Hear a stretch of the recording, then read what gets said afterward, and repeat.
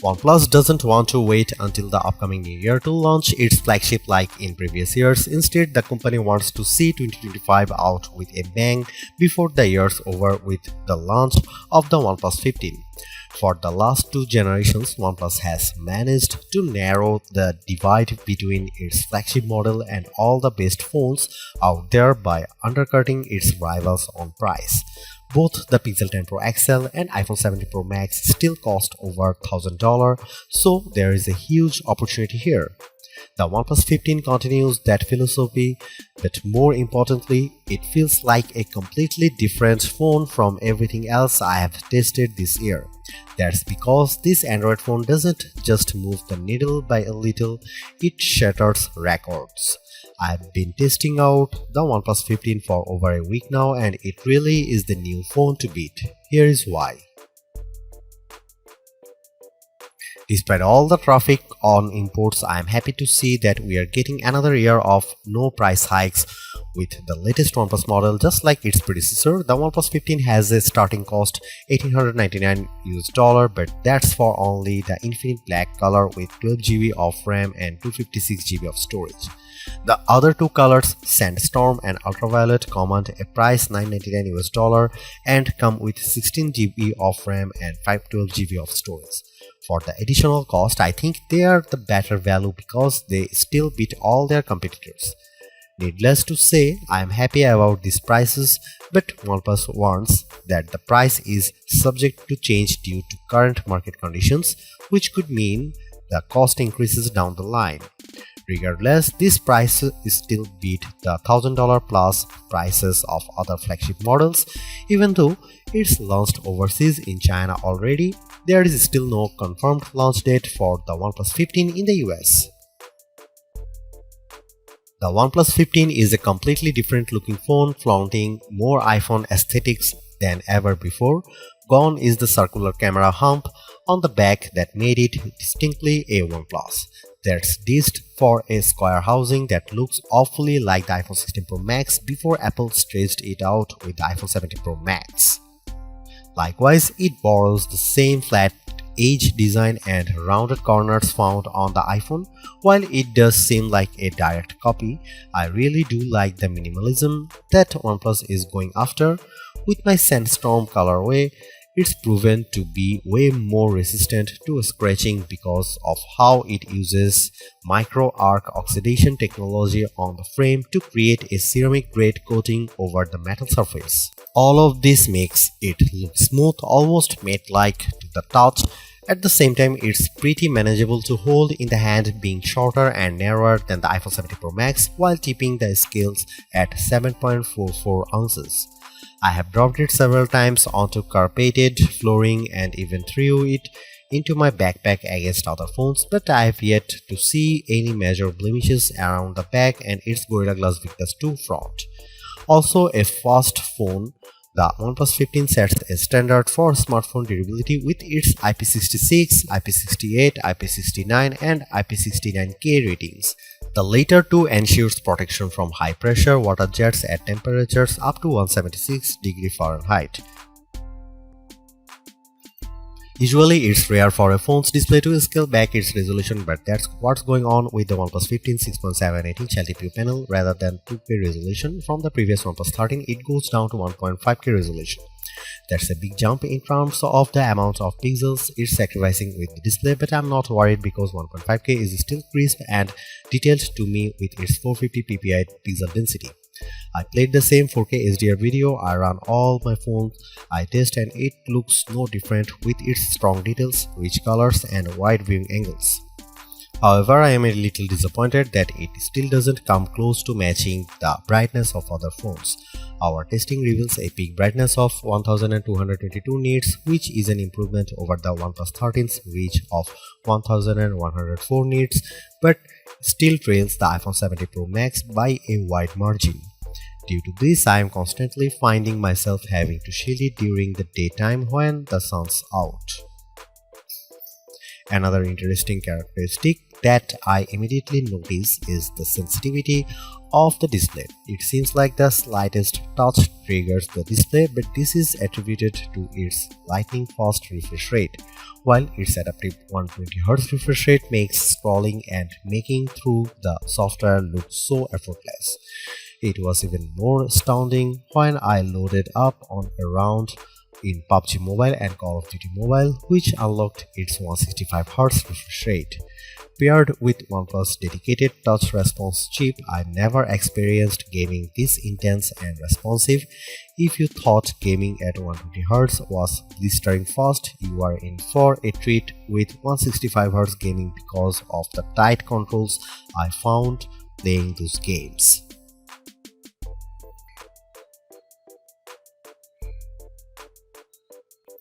OnePlus has made great strides the last couple of generations around its camera performance, and the OnePlus 15 is no exception. This year's arrangement consists of a 50 megapixel main shooter, 50 megapixel ultra-wide, and a 50 megapixel telephoto with 3.5x optical zoom. There is a 32 megapixel selfie camera around the front that finishes the package. This all might look familiar as the OnePlus 13 also features a 50 megapixel triple camera system, but there are differences. For example, the main camera now uses a Sony IMX906 sensor, while the telephoto uses a JN5 sensor in a WS-style periscope design. Paired with OnePlus Detail Max engine that effectively enhances the performance of the cameras, it gives many of the best camera phones a good run for their money. Besides the hardware, there is a lot I love about the camera app. Not only does it have all the shooting modes I crave as an enthusiast, like dual view video for side-by-side simultaneously, video recording using two cameras and a pro video mode, but there is also the ability to shoot 8K video and 4K 120fps natively. Here are some camera samples of the new OnePlus 15.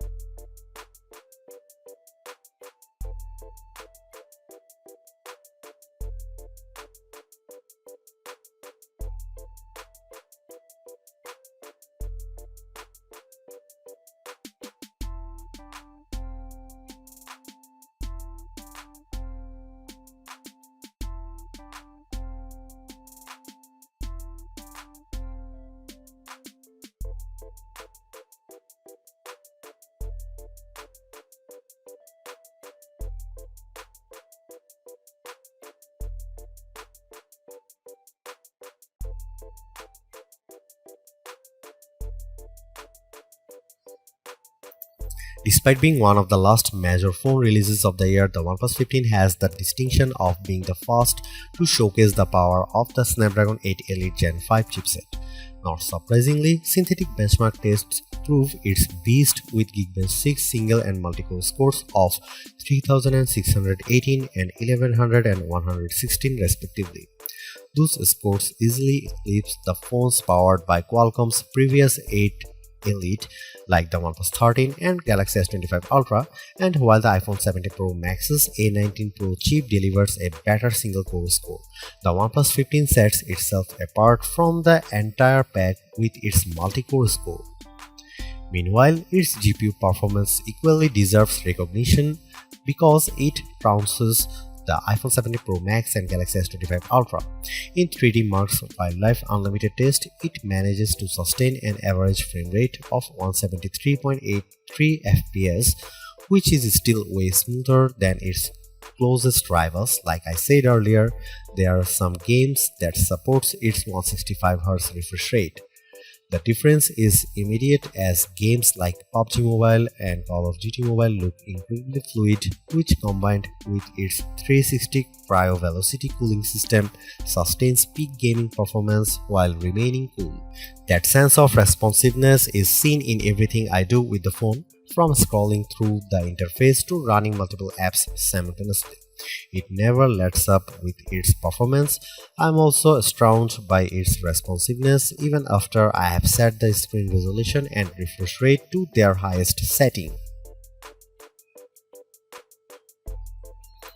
This is without question the most satisfying part of the OnePlus 15 because it is the only flagship phone I have used that lasts me more than 2 days. US consumers are in for a treat because it is the first major release stateside to come with a silicon carbon battery. Quite frankly, it reshapes how I think about phones going forward. That's because there is a dense 7300 mAh battery cell that uses advanced silicon nanostack technology to cram in more energy without making the battery any larger. As a result, it's not any thicker or heavier than any other flagship, while also setting a new record for battery life. Our battery drain test results in a time of 25 hours and 13 minutes, which propels it to the top of our list with the best phone battery life. It smokes everything before it, including the iPhone 17 Pro Max. I still should point out that the OnePlus 13 reached a time of 19 hours and 45 minutes, but that was on an older version of the test. If it were to run the new one, I suspect it would get a similar time as the iPhone 17 Pro Max. Regardless of that, what matters more to me is how much battery life I can get with my day-to-day use. I was already blown away when it got down to 68% after my first day of using it, but I was in for a shock when it was at 24% by the second full day. All told, the battery lasted me a whopping 2 days, 11 hours and 5 minutes when it was at 2% capacity. This isn't just a record, it ushers in a new age for smartphones. Not to be outdone, the OnePlus 15 also features 80-watt SuperVOOC wired charging, which got it to 45% with 15 minutes of charging and then to 81% in 30 minutes. In my own testing, I saw its wired charging peak at 65 watt with the included SuperVOOC charger.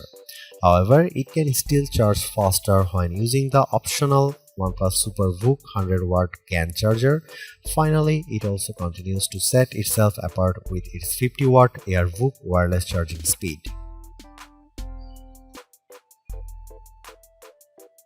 In years past, OnePlus flagship has always finished behind Apple, Samsung and Google, but that changes in a big way with the OnePlus 15. It's not just an iterative update, it's a substantial one that's more satisfying than anything else it's released. One thing's for sure, its new battery tech proves that phones can last longer than just a single day, considering how we have all become complacent with 1 day battery life. It's unbelievable that I can get more than 2 days out of a phone again, which is something I haven't seen since the old flip phone days of the early 2000s. But of course, it all falls back on the never settle philosophy. The OnePlus certainly continues that here. Not only does it undercut its rivals on price, which I hope it remains at $899 but it's backed with a new software experience complete with AI features that boost the experience.